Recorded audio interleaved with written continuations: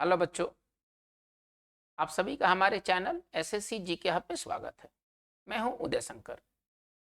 बच्चों, आज की इस वीडियो सेशन में हम लोग मौर्य वंश से जुड़े हुए कुछ बहुत इंपॉर्टेंट एमसीक्यू को देखेंगे। ये जो एमसीक्यू हैं ये प्रीवियस एग्जाम्स में कई बार पूछे जा चुके हैं और ये बार बार पूछे जाने वाले ये ऑब्जेक्टिव सवाल हैं जो आपको जीएस के पेपर में देखने को मिलेंगे।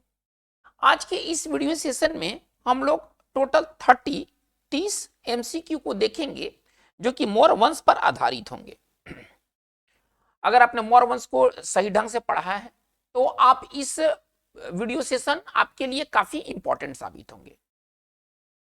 इस वीडियो सेशन में दिए गए क्वेश्चन को पहले आप हल करें, सीधे वीडियो को ना देखें, और इसके बाद वीडियो में बताए गए आंसर से आप अपने आंसर को मैच कर ले।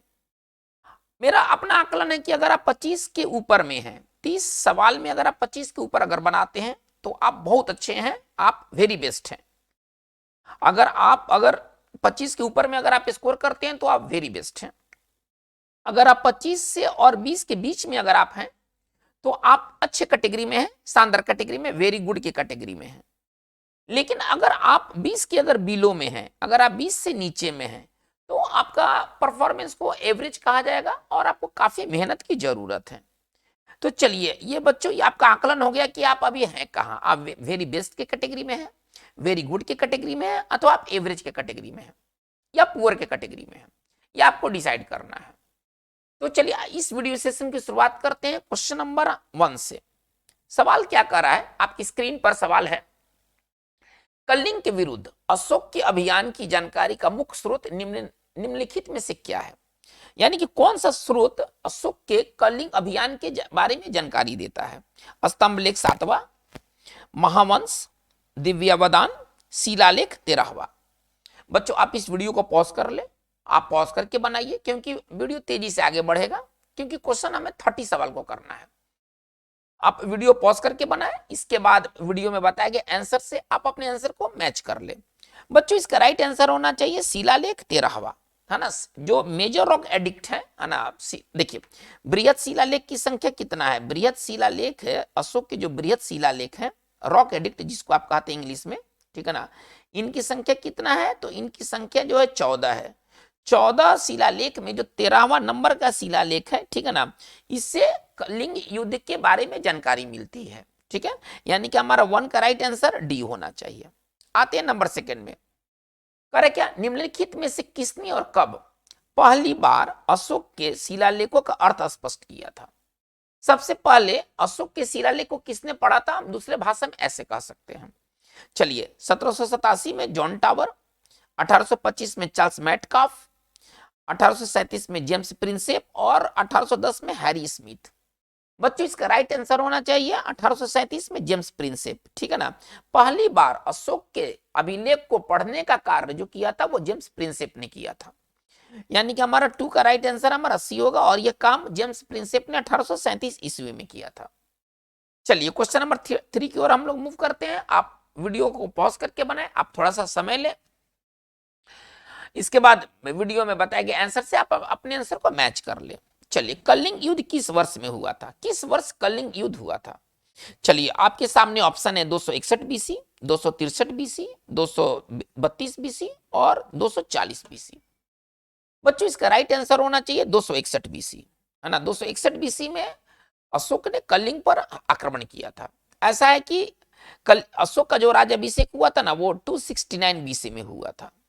अशोक का जो राज्याभिषेक हुआ था ना वो 269 बीसी में हुआ था। और इतिहास कहता क्या है कि 200 अपने राज्याभिषेक के 8वें वर्ष, अपने राज्याभिषेक के 8वें वर्ष में, ठीक है, अशोक ने कलिंग पर चढ़ाई किया था 8वें वर्ष में।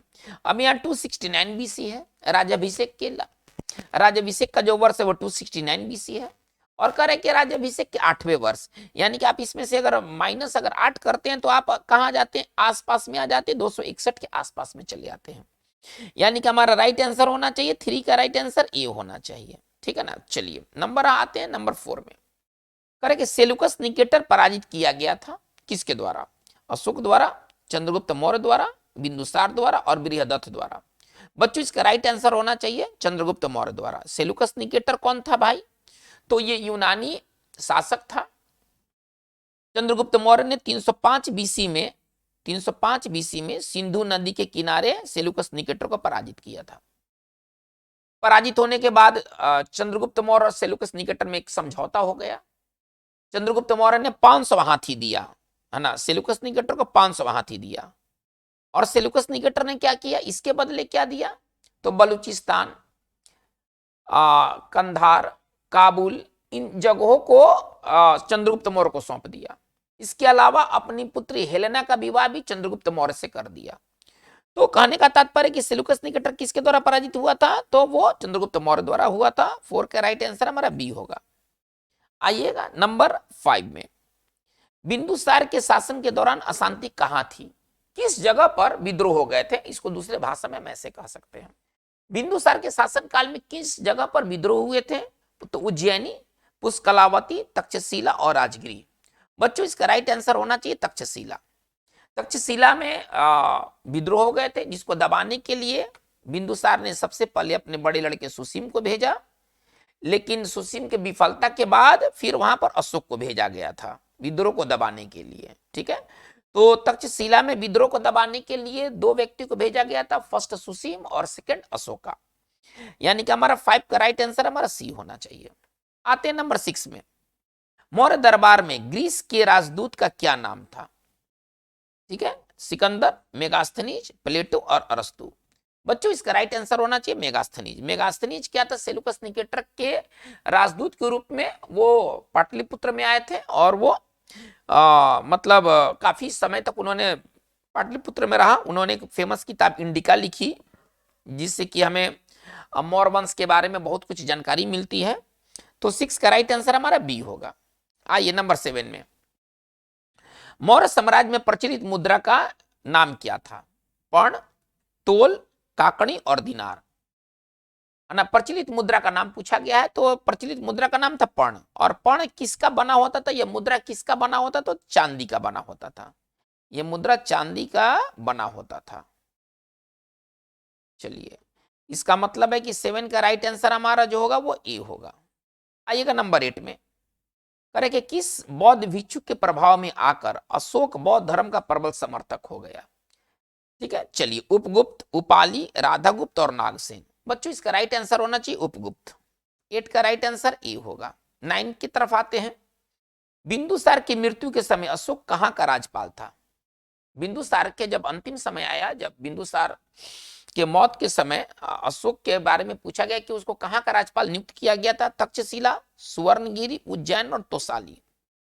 ये 4 ऑप्शन है। 4 ऑप्शन में एक जगह होगा जहां पर अशोक गवर्नर के रूप में था, और वो था उज्जैन। वो जगह का नाम था उज्जैन। हमारा 9 का आंसर जो होगा वो सी होगा। आइएगा नंबर 10 में, प्रथम ऐतिहासिक सम्राट माना जाता है, निम्न में से कौन प्रथम ऐतिहासिक सम्राट माना जाता है? चलिए, ऑप्शन है धनानंद, अशोक, चंद्रगुप्त मौर्य और बिंदुसार। तो बच्चों सबसे पहले जो ऐतिहासिक सम्राट के रूप में जिसकी पहचान किया गया है वो है चंद्रगुप्त मौर्य। ठीक है, यानी कि हमारा 10 का राइट आंसर जो होगा वो सी होगा। आइएगा नंबर 11 में, चंद्रगुप्त मौर्य के शासन काल में किस झील का निर्माण किया गया था? बहुत इंपॉर्टेंट सवाल है, और ये सवाल कई बार पूछा गया है कि चंद्रगुप्त मौर्य के शासन काल में किस झील का निर्माण किया गया था? पहला है पुष्कर झील, बुलर झील, सुदर्शन झील और सुनैना झील। तो बच्चों इसका राइट आंसर होना चाहिए सुदर्शन झील। सुदर्शन झील का निर्माण कार्य चंद्रगुप्त मौर्य के शासनकाल में हुआ था, लेकिन इसका पुनर्निर्माण, आप ऐसे समझिए, इसका पुनर्निर्माण का कार्य अशोक के समय में किया गया था। ठीक है ना, पुनर्निर्माण का कार्य अशोक के समय में किया गया था। यानी कि सुदर्शन झील का संबंध चंद्रगुप्त मौर्य से भी है, और सुदर्शन झील का संबंध अशोका से भी है। ठीक है, चलिए, यानी कि 11 का राइट आंसर हमारा सी होना चाहिए। आइएगा नंबर 12 में आते हैं, मौर्य काल के प्रशासन में किस भाषा का प्रयोग किया जाता था? आपके सामने 4 ऑप्शन है, संस्कृत, हिंदी, पाली और प्राकृत। तो किस भाषा का मौर्य काल में प्रशासन में किस भाषा का प्रयोग होता था? तो इसका राइट आंसर प्राकृत होना चाहिए। ठीक है ना, इसका राइट आंसर प्राकृत होना चाहिए। 12 का राइट आंसर डी होगा। आइएगा नंबर 13 में, अरे अशोक के किस अभिलेख पर मयूर की आकृति है? मयूर का फोटो बनाया हुआ है, मयूर की आकृति बनी हुई है। इलाहाबाद, सारनाथ, लुम्बिनी और नंदनगढ़। ठीक है, तो बच्चों इसका राइट आंसर नंदनगढ़ होना चाहिए। लौरिया नंदनगढ़ में जो स्तंभ लेख है ना, उस पर मयूर की आकृति बनी हुई है। ठीक है, यानी कि हमारा 13 का राइट आंसर क्या होना चाहिए? डी होना चाहिए। आइएगा नंबर 14 में, निम्नलिखित में से कहां अशोक का नाम मिलता है? किस जगह पर अशोक का हमें नाम मिलता है? चलिए ऑप्शन क्या दिया हुआ है? अशोक का नेतुर अभिलेख, समुद्रगुप्त का जूनागढ़ अभिलेख, रुद्रदामन का जूनागढ़ अभिलेख और खारवेल का गुफा अभिलेख। किस जगह पर अशोक हमें नाम देखने को मिलता है? तो बच्चों इसका दो होना चाहिए, है ना। अशोक का नेतुर अभिलेख में अशोक का चर्चा है, अशोक नाम का चर्चा है, और रुद्रदामन का जूनागढ़ अभिलेख में भी अशोक का चर्चा है। यानी कि 1 और 3 इसका राइट आंसर होना चाहिए। 1 और 3 बी में है, 1 और 3 जो है वो बी में है, यानी कि हमारा 14 का राइट आंसर हमारा बी होगा। आइएगा नंबर 15 में आते हैं। कह क्या बिंदुसार ने कौन सी उपाधि धारण की थी? किस उपाधि को बिंदुसार ने धारण किया था? महावीर, रंजनाम प्रिय, महाभट्टारक और अमृतघात। तो बच्चों इसका राइट आंसर होना चाहिए अमित्रघात। अमित्रघात का मतलब क्या होता है ना? दुश्मनों का संहारक, दुश्मनों का नाश करने वाला, शत्रुओं का नाश करने वाला। अमित्रघात का मतलब क्या है? शत्रुओं का नाश करने वाला। चलिए इसका मतलब इसका राइट आंसर हमारा 15 का राइट आंसर हमारा डी होना चाहिए। आइएगा नंबर 16 में, कह रहे कि यूनानी लेखकों ने बिंदुसार के लिए किस नाम का प्रयोग किया है? जो यूनानी लेखक हैं उन्होंने बिंदुसार के लिए किस नाम का प्रयोग किया है? एंड्रोकोटस, सेंड्रोकोटस, अमित्रोचेडस और इनमें से कोई नहीं। बच्चों ये बहुत इंपॉर्टेंट सवाल है कि यूनानी लेखक के लिए बिंदुसार का क्या नाम था? तो एंड्रोकोटस और सेंड्रोकोटस, ये दोनों नाम का संबंध जो है ना वो चंद्रगुप्त मौर्य से है, जो कि यूनानी विद्वानों ने दिया था। इसका संबंध अशोक से नहीं है या बिंदुसार से नहीं है, इसका संबंध जो है चंद्रगुप्त मौर्य से है। अमित्रोचेडस का संबंध जो है ना वो बिंदुसार से है, अमित्रोचेडस का संबंध जो है ना वो बिंदुसार से है, यानी कि हमारा 16 का राइट आंसर हमारा सी होगा। आइएगा नंबर 17 में, अशोक के निम्नलिखित अभिलेखों में से किसमें दक्षिण भारतीय राज्यों का उल्लेख हुआ है? यानी कि अशोक के जितने भी अभिलेख हैं, है ना, मतलब मुख्य अभिलेख तो 14 है, शिलालेख के तौर पर 14 है, तो किसमें दक्षिण भारतीय राज्यों का उल्लेख है? दक्षिण भारतीय राज्य थे पांड्य, चोल, चेर, ये दक्षिणी भारतीय राज्य थे उस समय के दक्षिणी भारतीय राज्य थे। तो इसमें से किस शिलालेख में दक्षिण भारतीय राज्यों का उल्लेख है? चलिए ऑप्शन आपके सामने है, तृतीय मुख शिलालेख, द्वितीय मुख शिलालेख, नवा मुख शिलालेख और प्रथम स्तंभ अभिलेख। बच्चों इसका राइट आंसर होना चाहिए द्वितीय मुख शिलालेख में दक्षिण भारतीय राज्य जैसे कि पांड्य, चोल, चेर जैसे मतलब कि राजवंश का उसमें नाम मेंशन है, यानी कि हमारा 17 का राइट आंसर हमारा क्या होना चाहिए? बी होना चाहिए। आइएगा नंबर 18 में, निम्नलिखित में से किस प्राचीन भारत का कौन सी लिपि है जो कि दाएं से बाईं ओर लिखी जाती है? चलिए एक बार फिर से, निम्नलिखित में से प्राचीन भारत की कौन सी लिपि दाहिने से बाईं ओर लिखी जाती थी? चलिए ब्राह्मी लिपि, शारदा लिपि, खरोष्टी लिपि और नंदागरी लिपि। बच्चों इसका राइट आंसर होना चाहिए खरोष्टी लिपि। ठीक है ना, खरोष्टी लिपि जो है वो दायां से बायां लिखा जाता था, यानी कि हमारा 18 का राइट आंसर हमारा सी होगा। आइएगा नंबर 19 में, निम्नलिखित में से कौन सा सुमेलित नहीं है? आपको सुमेलित नहीं है वो खोजना है। सांची मध्य प्रदेश, सारनाथ उत्तर प्रदेश, रुमेनदेई नेपाल की तराई और निगाली सागर बिहार। इसमें से कौन सा सुमेलित नहीं है? तो चलिए बच्चों एक एक लेके चलते हैं। सांची मध्य प्रदेश में है, ओके। चलिए सारनाथ उत्तर प्रदेश में है, ये भी सही है। रुमेनिदेई नेपाल की तराई में है, ये भी सही है। तो गलत क्या है? निगाली सागर बिहार में नहीं है, निगाली सागर जो है ना नेपाल में है, और यहां भी अशोक के अभिलेख की प्राप्ति हुई है। निगाली सागर में भी अशोक के अभिलेख की प्राप्ति हुई है, यानी कि हमारा 19 का राइट आंसर क्या होना चाहिए? डी होना चाहिए। बिहार की जगह पर नेपाल सही आंसर बनेगा। आइएगा 20 में आते हैं, निम्नलिखित में से कौन सुमेलित नहीं है? हमको जो सुमेलित नहीं है उसको खोजना है। सीता राजकीय भूमि से होने वाली आय का नाम था, भाग उपज का हिस्सा था, बलि एक प्रकार का राजस्व कर था, और हिरण्य अनाज के रूप में कर था। बच्चों इसका राइट आंसर हिरण्य होना चाहिए। हिरण्य जो था ना अनाज के रूप में नहीं था, नगद के रूप में लिया गया कर हिरण्य कहलाता था। अनाज के बदले नगद के रूप में लिया गया कर हिरण्य कहलाता था। बाकी सब सही है। सीता क्या था, तो राजकीय भूमि से होने वाली आय को सीता कहा जाता था। उपज का जो हिस्सा था 1/6, 1/8 वो जो था वो भाग कहलाता था। एक प्रकार का राजस्व कर का नाम बलि था। तो हमारा राइट आंसर हिरण्य होना चाहिए, जो कि अनाज के बदले कर नहीं था, वो नगद के रूप में कर लिया जाता था। यानी कि 20 का राइट आंसर हमारा डी होगा। आइएगा 21 में आते हैं। करे कि मौर्य काल में एग्रोनोमाई अधिकारी निम्नलिखित में से किस क्षेत्र से संबंधित थे? एग्रोनोमाई अधिकारी क्या करते थे, उनका मेन फंक्शन क्या था? माप और तौल से संबंधित थे, प्रशासन प्रबंधन उनके हाथ में था, मार्ग निर्माण के काम करते थे, या राजस्व प्रबंधन करते थे? एग्रोनोमाई क्या करते थे? बच्चों ये बहुत इंपॉर्टेंट सवाल है और इसका राइट आंसर होना चाहिए मार्ग निर्माण। ठीक है ना, 21 का राइट आंसर सी होगा। आइएगा 22 में, इंडिका का लेखक कौन था? अभी जस्ट थोड़ा देर पहले बात हुआ है, प्लूटार्क, जस्टिन, हेरोडोटस और मेगास्थनीज। तो इसका राइट आंसर मेगास्थनीज होना चाहिए। ठीक है ना, इसका राइट आंसर मेगास्थनीज होना चाहिए। 22 का राइट आंसर डी होगा। आइएगा 23 में, निम्नलिखित में से कौन सा सुमेलित नहीं है?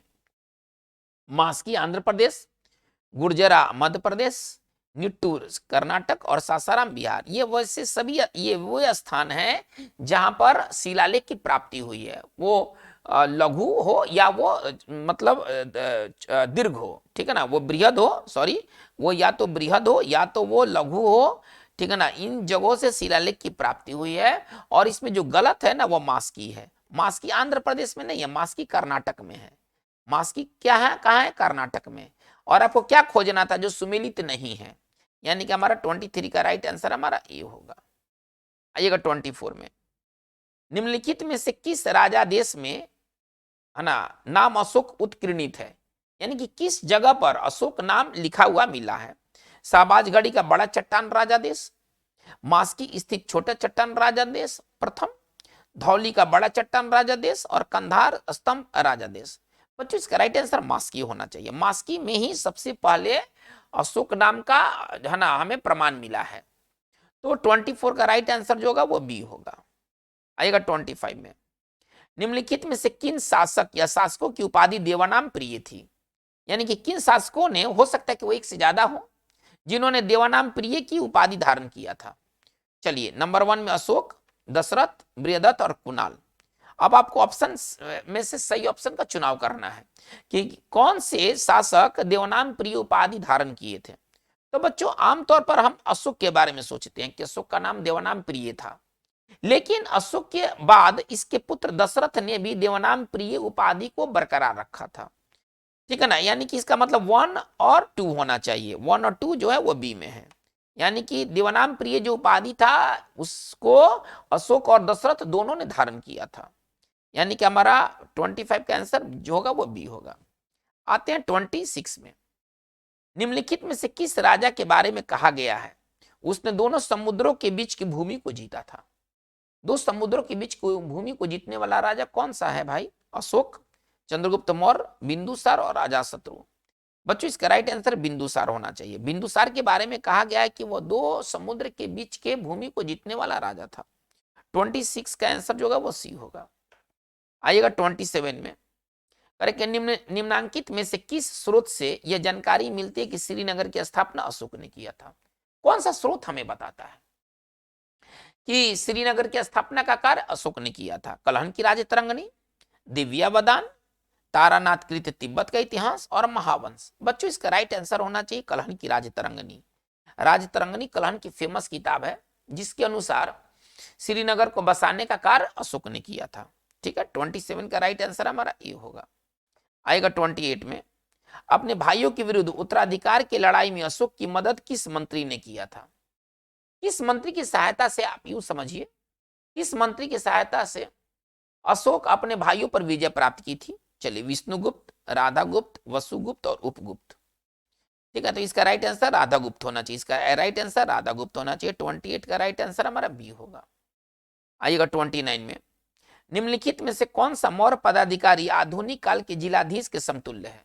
यानी कि उस समय का वो अधिकारी, आज के समय का जिला के जो अधिकारी होते हैं, जिला अधिकारी उसके बराबर में है वो। समाहर्ता, स्थानिक, राजुक और गोप। बच्चों इसका राइट आंसर राजुक होना चाहिए। 29 का राइट आंसर सी होगा। आएगा 30 में, जब राजा दरबार में बैठा हो तो उसे प्रजा से बाहर प्रतीक्षा नहीं करवानी चाहिए। उपयुक्त कथन किसका है? उपयुक्त कथन पिलनी का है, मेगास्थनीज का है, एपियानस का है और चाणक्य का है। तो इसका बच्चों राइट आंसर चाणक्य होना चाहिए। राइट आंसर 30 का राइट आंसर डी होगा। तो बच्चों आज की इस वीडियो सेशन में हम लोगों ने टोटल 30 एमसीक्यू को देखा है जो कि मौर्य वंश पर आधारित थे। आपको ये वीडियो सेशन कैसा लगा? आपके जो भी आइडियाज हैं, जो भी फीडबैक हैं, आप कमेंट बॉक्स में जरूर दें। आपके कमेंट बॉक्स में दिए गए जो सुझाव है वो काफी हेल्पफुल साबित होंगे हमारे अच्छे वीडियो को बनाने में। बच्चों अगर आपने इस चैनल को सब्सक्राइब नहीं किया है तो काइंडली आप इसे सब्सक्राइब कर लें, आप वीडियो को लाइक करें, आप इसे अपने ग्रुप में फैलाएं। आज की बात बस इतना ही। Thank you very much.